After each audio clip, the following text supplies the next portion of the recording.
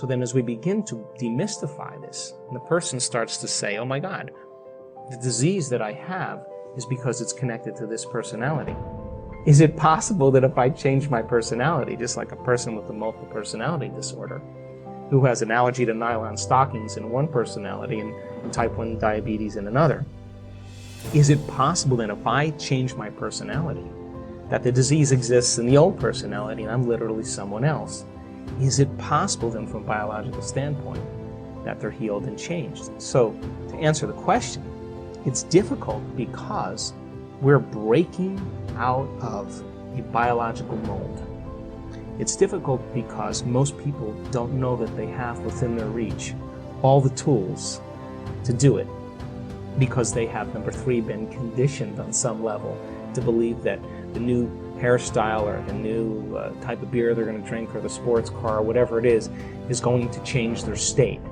And that's the hypnosis. And when I wrote The Placebo, You Are the Placebo, the biggest thing that I walked away with after writing that book was how hypnotized and programmed we really are. And that's bothered me ever since I wrote the book, because people watch things in their external environment and they accept, believe, and surrender to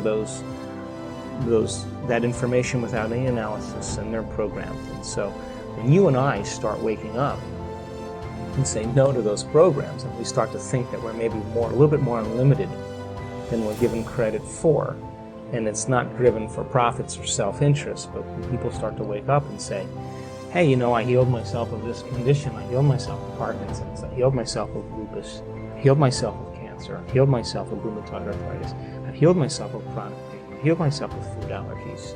Hey, yeah, I was abused as a child, yeah, that's right, I was beat up by a violent father, and I lived in vulnerability and fear for the last 25 years, but that fear has signaled the wrong gene, and I developed this genetic condition. The doctors said I had no way of healing. But when I overcame that fear and I broke out of it, I started to signal new genes in new ways, and that disease doesn't exist. Let me tell you, if you listen to that woman's story, and you listen to all the trials that she had gone through, and how she overcame herself, and she reached a place of such wholeness and self-satisfaction that she could care less if she had the disease, and that's the moment it went away, and you listen to that story, it's going to give you permission on some level that it's possible for you to do the same. You see someone dance the salsa well, you'll dance the salsa better. You see someone hit a golf ball like Rory, you'll hit a golf ball better. You see someone lead with love and compassion in their life, you will lead with love and compassion in your life. You see someone stand on a stage in front of 500 people and talk about how they overcame their cancer after their husband committed suicide, in the 3 years that it took her to do it, you will be inspired that it's possible for you. So then it has to start with a new consciousness, and that it's going to come from common people doing the uncommon, and that's where my passion is. We do have beliefs that feel good to us because those beliefs are based on past experiences, and those emotions keep us attached to the belief chemically. It's in our biology, and we tend to think neurologically and feel chemically within experiences then that are connected to the past. So when our beliefs are challenged, we hold on to the emotion, like Jesus had a brother. What? That doesn't feel right. He was married to Mary Magdalene. What? People freak out because they've been conditioned, and they want to hold on to that because that then ensures a future that they can rely on. When you step out of your belief systems and stepping into the unknown, you are now leaving behind your past. And then, do you have the faculty and the ability to create? Do you have that ability? If not, because then in order for you to go from that old belief to a new belief, then you better have a plan, and you better be willing to have a new experience that is no longer a wishy-washy belief. It has to be a very strong impression in your biology, which comes with an accompanying experience that then changes your biology to understand you believe something else. But that's not the end either, because then you have to question from that point, What is the next belief that helps you to understand the next thing? For example, think about this. The person in our work who, I'll use a simple example, has a very, very difficult marriage. And her marriage falls apart, her husband was abusive, and lived by the stress hormones for an extended period of time. Of course, all her energy is going for some threat in her external environment. She has no energy in her internal environment for growth and repair. No energy for long-term building projects. The body is in vigilance. It's always anxious. She's anticipating something bad happening all the time. And she's got food allergies to everything. She's allergic to her environment. She comes to the event, she does the work, it takes her 3 months, and all of a sudden, in one event, she has a breakthrough, and she's eating anything she wants. Now, she's changed her belief about her past because she's no longer saying, I am this way because of my relationship with my husband. See, because when you say, I am this way because I had an abusive father, I am this way because I had a difficult marriage, I am this way because I got fired from my job, what you're saying is, I haven't changed since that event emotionally. And so now you're viewing your future through the lens of the past. When you overcome that emotional state, a memory without the emotional charge is called wisdom. Now you're ready to create a new future, because if you're still attached to the emotion, you're still attached to the past, and you can't create a future. So all of a sudden now, the person has a transformation. She has a shift. She knows that she's liberated from that anxiety. She feels it. And as a result of it, in a matter of moments, Ben, her biology reorganizes to a new mind. And now she's eating, I'm watching her eat pizza, I'm watching her eat a hamburger, she's laughing, and it's sustained. But that's not the end. Because if she's healed herself, then the next question is, I understand the physics and biology of what I've done. Is it possible if I heal myself that I can heal another person? Now my belief is being challenged again. Now I'm challenging my current belief. Is it possible? Well, I don't know. I haven't had the experience yet, but if I'm thinking it and I understand the semantic, philosophical, theoretical, intellectual information, can I initiate it?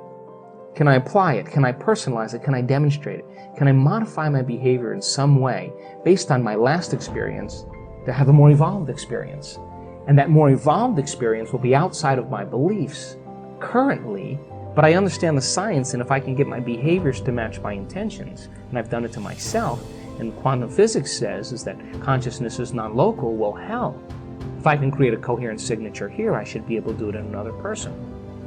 So then when the experience occurs, now I have more circuitry in my brain that's enriched, I have a new feeling in my body, and I feel like a healer. I already feel like a healer because I've healed myself, but let me see if I can heal someone else. I'm going to bring up that emotion, and it may take me a few times. And I'm telling you, that woman, we did a coherent session where we're healing another person, and the person laying down there was a woman from London who had exposure to a bacteria in India 20 years ago who had food allergies and couldn't overcome that bacteria. And I watched this woman synchronistically, unbeknownst to the woman laying down there, lay a coherent energy in that person's body, and that woman was healed. I had dinner with her in London, and she was eating salmon and rice and everything else, and she said, I don't know what happened, but I got healed. Now that person who did the healing, her belief was challenged, and because she had the experience, she asked the greater question.